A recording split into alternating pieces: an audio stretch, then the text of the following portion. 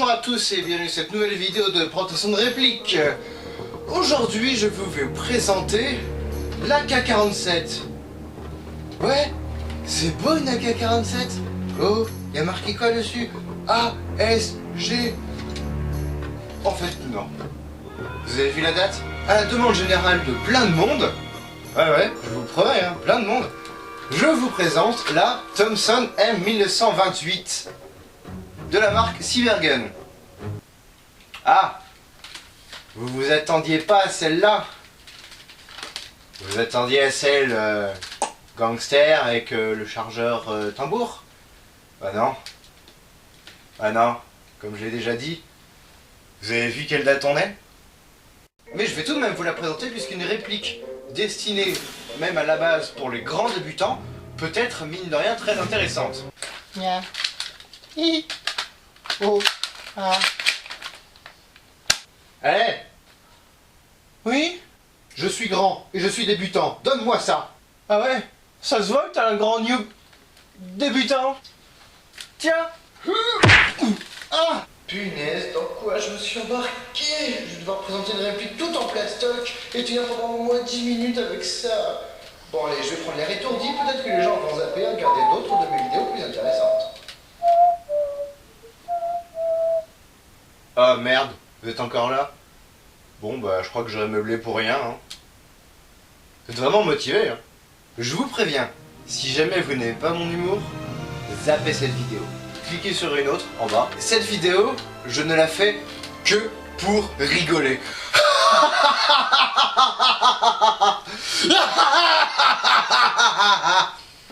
Oh, vous avez vu? Une deuxième caméra? Eh ouais, j'en ai deux. C'est dynamique. D'ailleurs, ça va vous étonner, mais cette Thompson 1928, c'est à l'heure actuelle la plus réaliste qu'on peut trouver sur le marché. À deux exceptions près. J'y reviendrai. Réaliste. Ouais.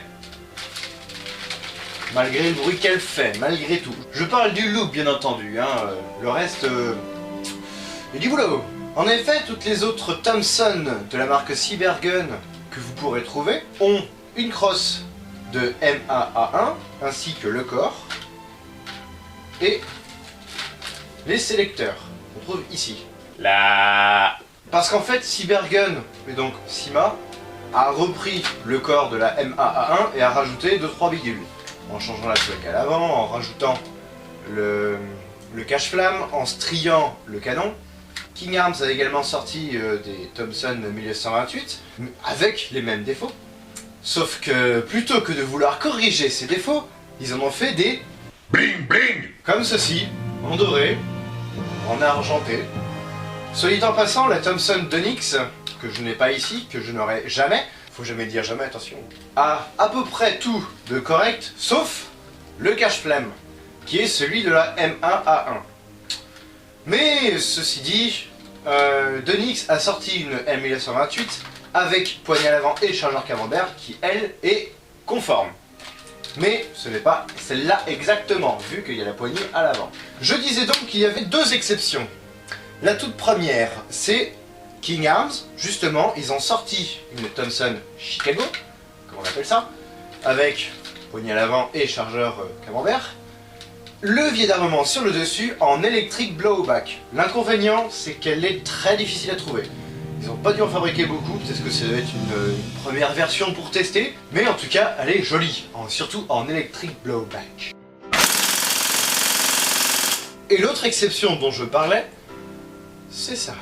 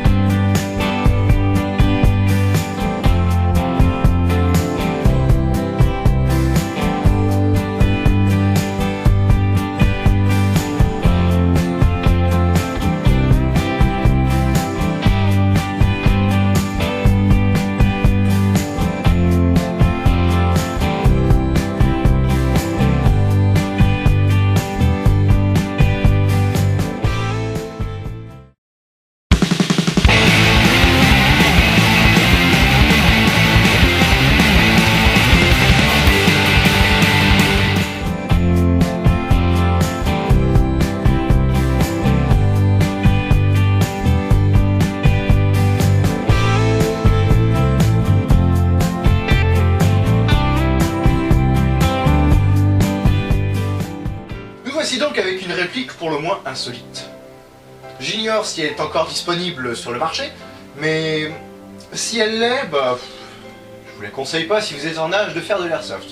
Mais là où j'ai encore mal, là où je pense, c'est que à l'époque, je l'ai acheté donc en armurerie près de chez moi, je l'ai acheté 160 €.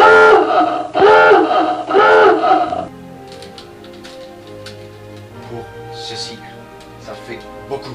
Pour un bloc de plastoc, franchement, j'aurais préféré en fait qu'on me l'administre par le fondement. En effet, tout est en plastique, sauf quelques pièces d'interne, comme la détente par exemple, et bah évidemment ressort piston qu'il y a dedans, mais je n'ai jamais démonté, de peur de ne pas savoir la remonter, en fait. Au niveau des caractéristiques techniques, nous sommes à 1,8 kg.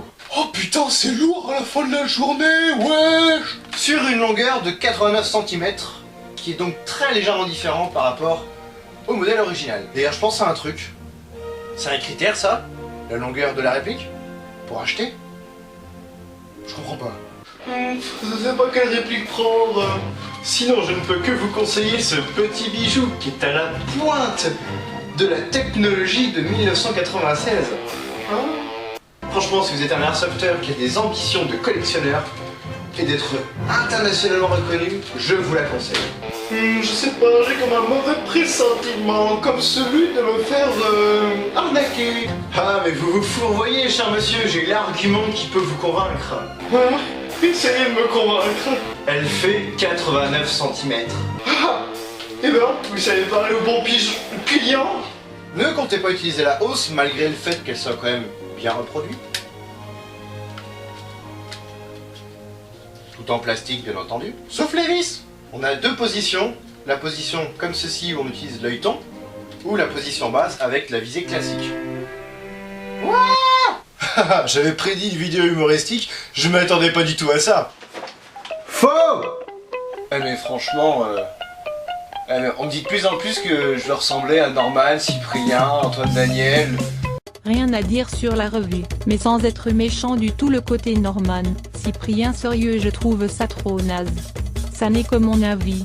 Non, j'essaie de faire mes propres vidéos normalement. Je trouve que c'est franchement injustifié.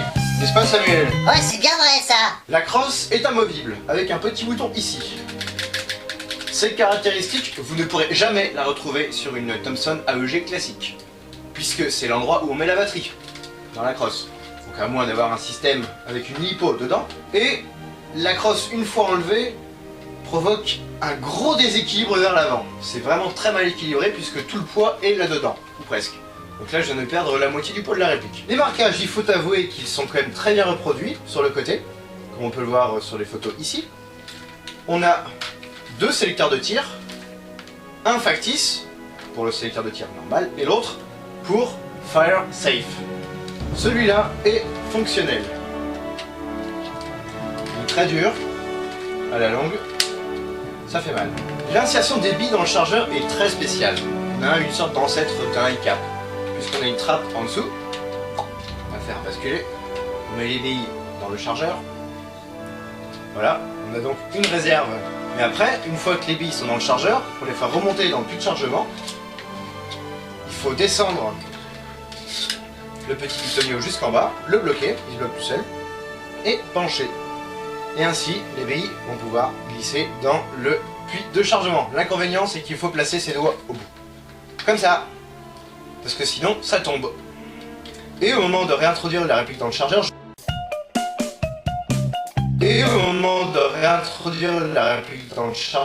vous conseille...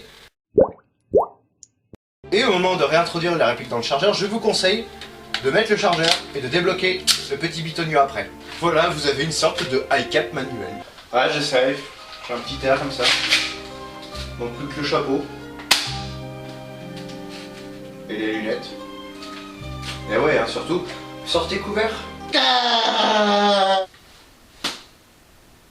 Et pour améliorer cette réplique, je vous conseillerais de mettre une lampe tactique, une poignée tactique, une lunette tactique, un rail tactique, un laser tactique, et puis un canon de précision tactique. C'est quoi cette manie de mettre des tactiques partout?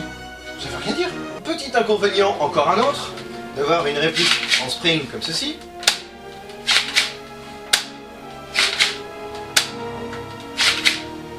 C'est qu'à la fin de la journée, vous aurez la main... Tiens, salut. Eh, mais qu'est-ce que tu t'es foutu à la main? J'ai trop utilisé mon jouet. Ah, célibataire endurci, on dirait. Oh, crétin! Mais non, j'ai trop manipulé le vide-armement. C'est ça, ouais. Oh, laisse tomber, va mourir. Parce que la chair rentre bien dans le trou qui est pratiqué au milieu du levier d'armement. D'ailleurs, on ne peut pas le reculer jusqu'au bout, comme sur une vraie. Ça s'arrête à cet endroit-là.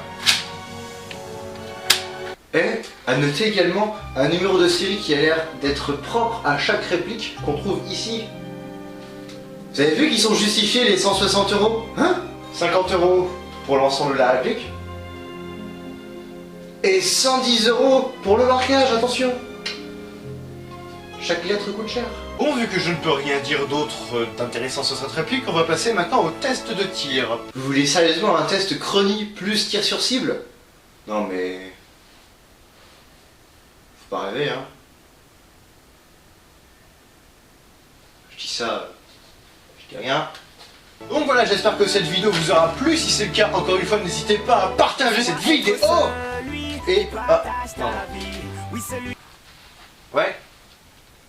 T'as la porte? Bah qu'est-ce que t'attends? Sonne! Ah c'est bon, vas-y quoi. Sonne! Bon, je vais vous laisser. J'ai un ami qui m'attend à la porte. Et... il vient de sonner, vous avez entendu, donc bah, je suis désolé, je vais devoir y aller. Mon pote a sonné, je peux pas rester, merde! Eh, il s'appelle Tom!